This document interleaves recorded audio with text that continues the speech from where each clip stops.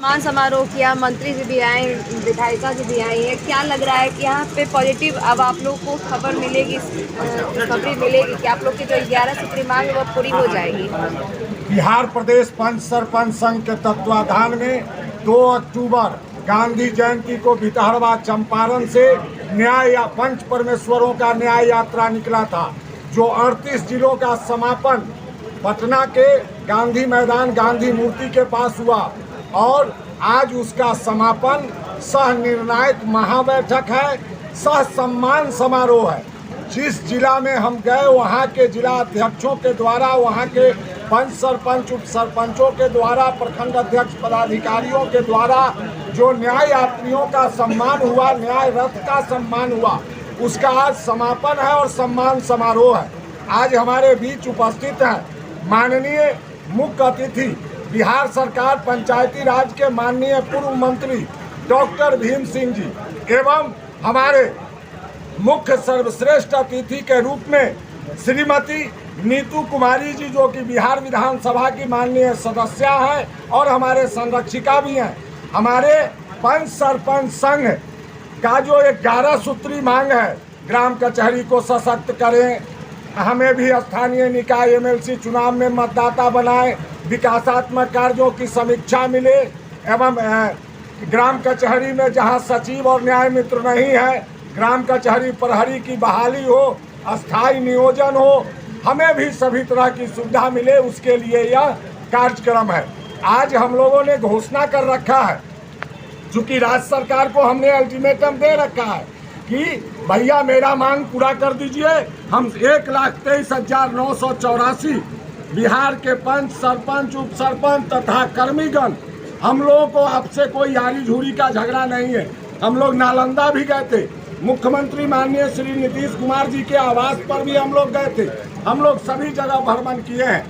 अभी माननीय विधायिका सह संरक्षिका श्रीमती नीतू कुमारी जी ने कहा कि हमारी वार्ता चल रही है, इनके द्वारा कई जिला में जाके भी पंच सरपंच की हित की बात की गई है और लगातार पंच सरपंच के हित में ये काम भी कर रही हैं।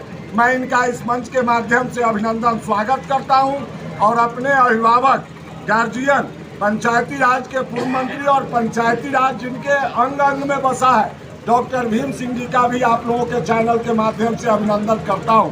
लेकिन एक बात स्पष्ट रूप से कहता हूं कि हमारी मांग दिसंबर माह में पूर्ण नहीं हुई तो 12 जनवरी 2024 बिहार के सभी 1,23,000 लोग गांधी मैदान से न्याय यात्रा शुरू करके राजभवन जाएंगे और टोकरी में दौरी में इस्तीफा लेके हम लोग दे देंगे महामहिम राज्यपाल महोदय को और कहेंगे यह लो अपनी लटकी कमरिया बहुत ही नाच नचायो, सुविधा विहीन बना के हमारे साथ जो सौतेला पर व्यवहार किया गया उसके विरुद्ध हम लोग सामूहिक त्याग पत्र देते हुए कहेंगे कि पंचायती राज नामक व्यवस्था को बंद कर दीजिए, इसकी कोई जरूरत नहीं है।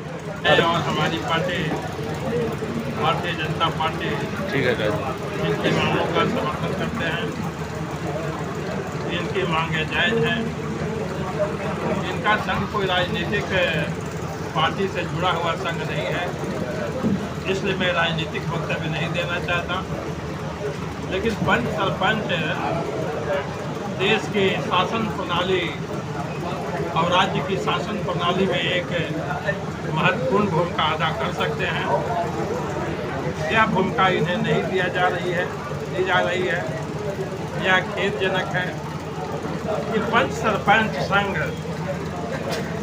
वर्षों से आंदोलनरत है और इनकी मांगे नहीं मांगी जाती। हम इसकी निंदा करते हैं और सरकार से मांग करते हैं कि ये मांगे जायज हैं, इन्हें ये मांगे मिलनी चाहिए।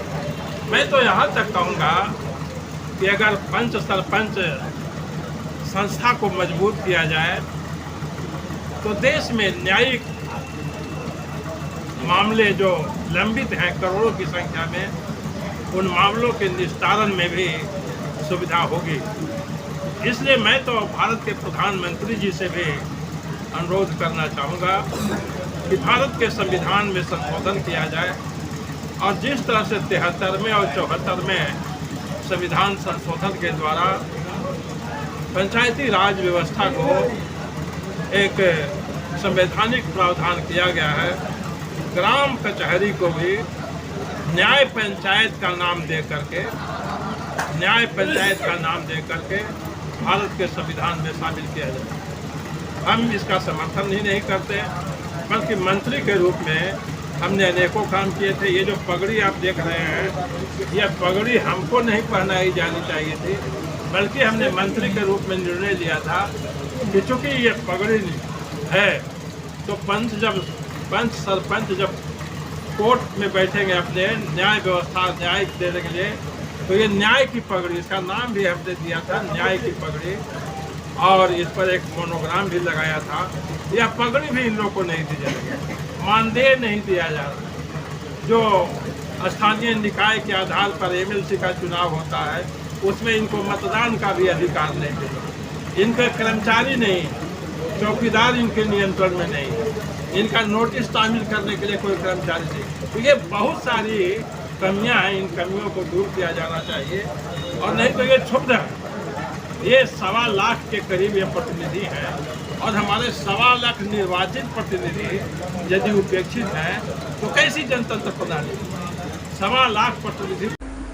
तो ऐसे ही तमाम खबरों के लिए आप सभी बने रहिए हमारे साथ और देखते रहिए बिहार उज्जवल न्यूज।